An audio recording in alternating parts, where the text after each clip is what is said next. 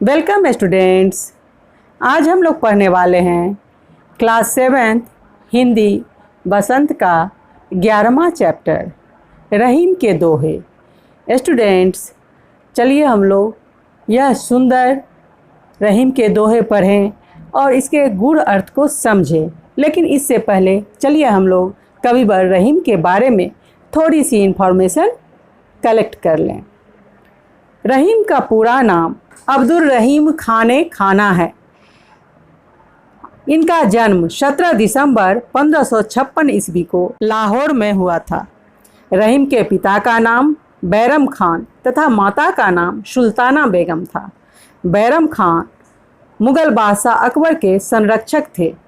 रहीम जब पैदा हुए तो बैरम खान की आयु 60 वर्ष की हो चुकी थी। कहा जाता है कि रहीम का नामकरण अकबर ने ही किया और बैरम खान की मृत्यु के बाद अकबर ने ही इनका पालन पोषण किया था।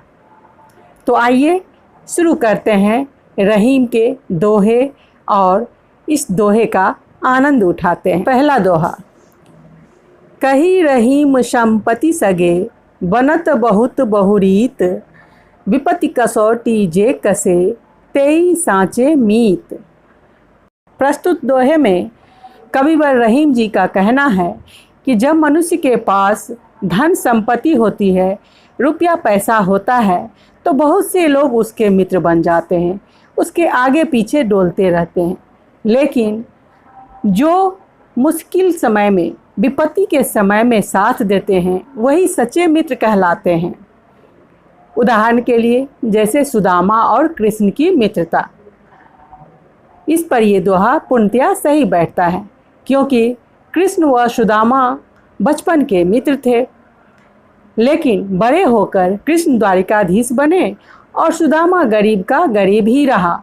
एक बार जब वह अपनी पत्नी के आग्रह पर कृष्ण से सहायता मांगने द्वारिका गए, तो कृष्ण ने उनकी बहुत आवभगत की और उनका बहुत आदर सत्कार किया। लेकिन जब सुदामा वापस जाने लगे तो उन्हें ऐसा प्रतीत हुआ कि कृष्ण के पास उनका आना, उनसे सहायता मांगना शायद व्यर्थ ही गया, क्योंकि कृष्ण ने तो उनकी कोई मदद नहीं की। लेकिन जब वो गांव पहुँचे अपने, तो वहाँ उन्होंने अपने ही घर को नहीं पहचान पाया, क्योंकि कृष्ण ने बिना मांगे ही उन्हें बहुत कुछ दे दिया था, बहुत सारी संपत्ति वैभव दे दी। तो कहने का मतलब यह है कि अगर मित्रता हो तो कृष्ण और सुदामा की तरह हो, जो बहुत बड़े द्वारिकाधीश राजा बनने के बाद भी अपने गरीब मित्र को नहीं भूले। दोहा नंबर 2। जाल परे जल जात बही तजमीनन को मोह, रहीमन मछली नीर को तऊ न छारत छोह। मछली मतलब मछली, नीर मतलब पानी, और जल मतलब तो आप समझ ही रहे हैं, जल मतलब भी पानी होता है। मोह मतलब लगाव, मीन मतलब भी मछली। प्रस्तुत दोहे में कवि रहीम कहते हैं, जैसे ही जाल डाला जाता है, मछलियों का मोह छोड़कर पानी जाल से बाहर निकल आता है। लेकिन इस प्रकार ठुकराए जाने पर भी मछलियां जल का मोह नहीं छोड़ पाती हैं और उसके वियोग में तड़प तड़प कर अपना प्राण त्याग देती हैं। प्रेमिकाएं अपने प्रेमी के प्रति समर्पित होती हैं। वे उनके शुष्क व्यवहार को अनदेखा करके उनके वियोग में जीवन का मोह भी त्याग देती हैं, जैसा कि मछली पानी के वियोग में अपना जीवन त्याग देती है, क्योंकि पानी को मछली से कोई मोह नहीं होता है। और जैसे ही तालाब में या नदियों में जाल डाला जाता है मछलियां पकड़ने के लिए, तब पानी तो जाले से निकल जाता है, लेकिन मछलियां पानी से बाहर निकलने के बाद भी पानी के मोह में तड़प तड़प कर अपनी जान दे देती हैं। तीसरे दोहे में कवि रहीम कहते हैं, तरवर फल नहीं खात है सरवर पियत न पान, कही रहीम पर काज हित संपत्ति सचई सुजान। प्रस्तुत दोहे में कविवर रहीम कहते हैं, वृक्ष अपने फल स्वयं नहीं खाते हैं और सरोवर यानी तालाब भी अपना पानी स्वयं ही नहीं पीती। इसी तरह अच्छे और सज्जन व्यक्ति वो हैं जो दूसरे के कार्यों के लिए संपत्ति को संचित करते हैं।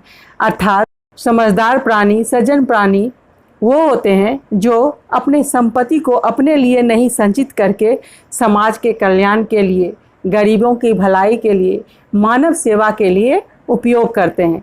जिस प्रकार पेड़ कभी अपने फल स्वयं नहीं खाते हैं और तालाब कभी अपना पानी स्वयं नहीं पीती हैं, उसी प्रकार परोपकारी सज्जन व्यक्ति अपने संपत्ति को अपने ऊपर नहीं खर्च करके लोक और समाज के कल्याण के लिए, परमार्थ के लिए खर्च करते हैं।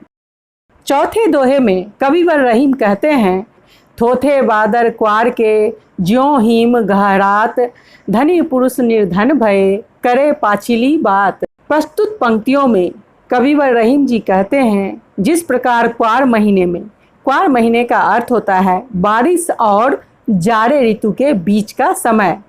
तो कविवर रहीम कहते हैं कि क्वार महीने में आकाश में घने बादल दिखाई देते हैं, पर बिना बारिश किए ही वो बस खाली गड़गड़ाहट की आवाज़ करते हैं और बरसते नहीं हैं। उसी प्रकार जब कोई अमीर व्यक्ति कंगाल हो जाता है, गरीब हो जाता है या निर्धन हो जाता है, तो उसके मुख से बस घमंड भरी बड़ी बड़ी बातें ही सुनाई देती है, क्योंकि संपत्ति तो उसके पास होती नहीं है। ठीक उसी प्रकार जिस प्रकार क्वार महीने में, यानी जिसको हम लोग ऑटम सीजन कहते हैं, उस महीने में क्या होता है, आकाश में बादल तो बड़े घने दिखाई देते हैं, पर वह बादल कभी बरसते नहीं हैं, बल्कि सिर्फ आवाज़ करते हैं। कहावत है ना कि गरजने वाला मेघ बरसता नहीं है। ठीक उसी प्रकार जब कोई संपत्तिशाली व्यक्ति गरीब हो जाता है, कंगाल हो जाता है, तो गरीब होने के बावजूद भी उसके मुंह से घमंड भरी बड़ी बड़ी बातें ही सुनाई देती है, कभी उसमें नम्रता नहीं आती है। पांचवें दोहे में कविवर रहीम कहते हैं, धरती की सी रीत है शीत घाम ओ मेह, जैसी पड़े सो सही रहे त्यों रहीम यह देह। प्रस्तुत पंक्तियों में कविवर रहीम जी धरती के साथ साथ मनुष्य के शरीर की सहन शक्ति का भी वर्णन किया है। इन पंक्तियों में वह कहते हैं कि इस शरीर की सहने की शक्ति धरती के समान है। जिस प्रकार धरती सहनशील है, उसी प्रकार मनुष्य का शरीर भी सहनशील है। जिस प्रकार धरती सर्दी, गर्मी, वर्षा की विपरीत परिस्थितियों को झेल लेती है, उसी प्रकार मनुष्य का शरीर भी जीवन में आने वाले हर सुख दुख को सहने की शक्ति रखता है। अर्थात इन पंक्तियों में कविवर रहीम ने मनुष्य की तुलना धरती से की है और मनुष्य को धरती के समान ही सहनशील बताया है, क्योंकि जिस तरह धरती सभी प्रकार के ऋतुओं को झेल लेती है, उसी प्रकार मनुष्य भी अपने जीवन में आने वाले हर सुख दुख को बड़ी ही सहजता से, सरलता से झेल लेता है। तो इस प्रकार कविवर रहीम की इन सुंदर पंक्तियों के, सुंदर दोहे का बहुत ही गूढ़ और जीवन को राह दिखाने वाली प्रेरणा मिलती है। इसीलिए बड़े बुजुर्ग कह गए हैं कि अनुभव सिद्ध लोगों की बातों को ध्यान से सुनना चाहिए और उस पर अमल करना चाहिए, जैसे कि हमें कविवर रहीम की इन पंक्तियों से प्रेरणा मिलती है। तो उम्मीद है रहीम के ये दोहे आपको अच्छी तरह से समझ में आ गए होंगे।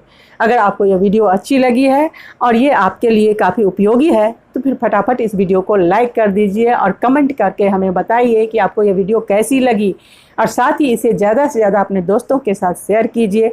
अगर आप इस चैनल पर नए हैं तो इस चैनल को फटाफट सब्सक्राइब करके बेल आइकन को प्रेस कर दीजिए, ताकि आने वाली सभी वीडियोज़ की नोटिफिकेशन आप तक सबसे पहले पहुँचे।